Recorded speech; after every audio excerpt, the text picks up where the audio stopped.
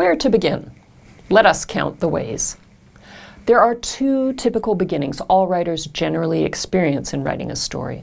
The beginning that comes from your initial idea or impulse to write about something in particular, the generating subject.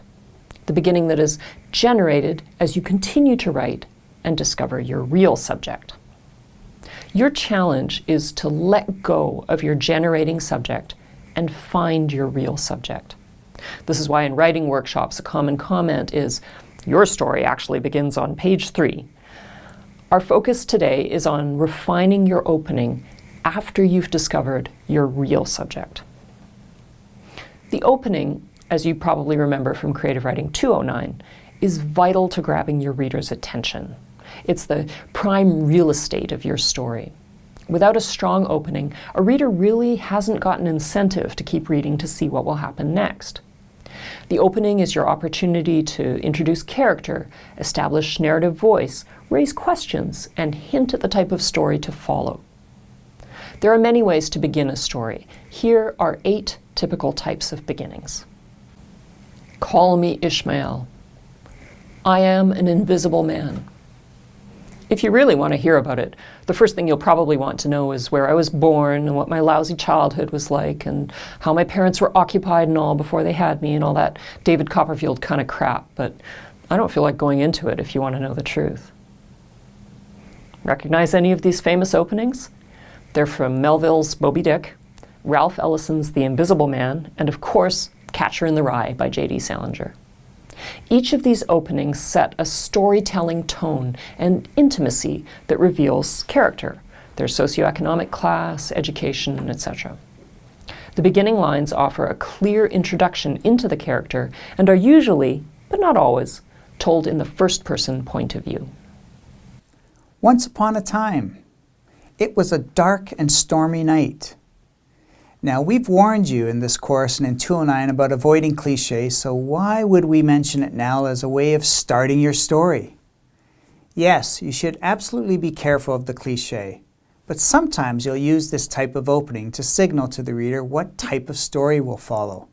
It's usually an older, familiar type of story that readers recognize. But the key is to write this opening and story in a fresh way that leaves the cliche behind.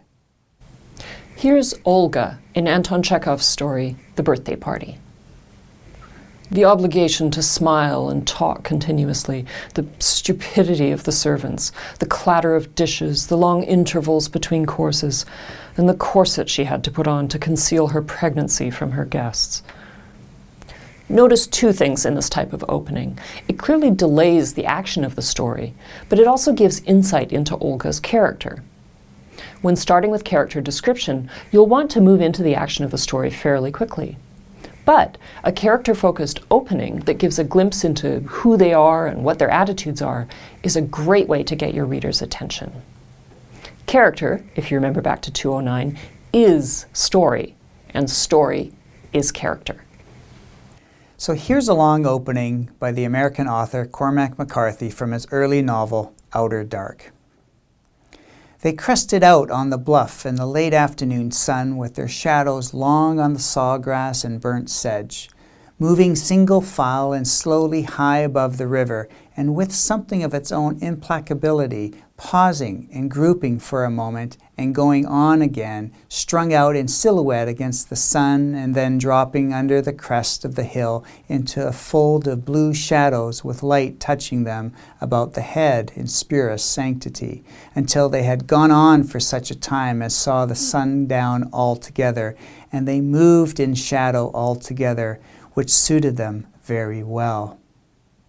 Now, note how cinematic this opening is, and how long. It's as if we're watching the landscape through a lens of a character or storyteller, depending on the point of view. You might remember the in media res opening mentioned in Creative Writing 209 when we talked about structure. It means, literally, in the middle of things. An in media res opening plunges the reader headlong into a story that feels like it was already going on before we joined it. We joined it in progress. Here's Gabriel Garcia Marquez's first line in 100 Years of Solitude.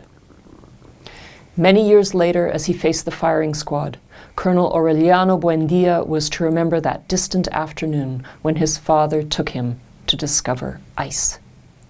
We begin in the middle of things. This is a popular story beginning because it gets the story moving quickly and grabs your reader's attention through tension. Mother died today. That's Albert Camus' opening to The Stranger. They shoot the white girl first. That's Toni Morrison of Paradise. Vaughn died yesterday in his last car crash. J.G. Ballard in Crash. 3 words in the Camus opening, 6 in the Toni Morrison opening, and 8 in the Ballard opening. These are intense, brilliant, but simple openings that raise a central question in the story and establish the tone and theme of what each story is ultimately about. Tolstoy's opening to Anna Karenina. Happy families are all alike. Every unhappy family is unhappy in its own way. Jane Austen's first sentence to Pride and Prejudice. It is a truth universally acknowledged that a single man in possession of a good fortune must be in want of a wife. Charles Dickens, opening to Tale of Two Cities. It was the best of times, it was the worst of times. These openings rely on generalities instead of specific details. They all begin with an idea. In 209 and 309, we encouraged you to be specific, to avoid the general, to work hard at mining the emotional truth in your fiction instead of venturing too far into pure philosophical or theological ideas. But these openings break these rules because they promise something else. The ideas, the work is proven to be true by the end of the story. The writer delivers on this promise to the reader in the opening line because they've earned the reader's trust. Voice is a key piece of this, as are the very ideas expressed themselves. Our curiosity gets the best of us. We can't wait to find out if these ideas are, in fact, true. When your mama was the geek, my dreamlets, Papa would say, she made the nipping off of the noggin such a crystal mystery that the hens themselves yearned toward her, waltzing around her, hypnotized with longing. Now this fun, lively, and language-rich opening appears in Catherine Ann Dunn's quirky novel, Geek Love. Notice how much the dialogue does what we've asked dialogue to do. It reveals character, their voice, and creates tension. We want to find out what happens next.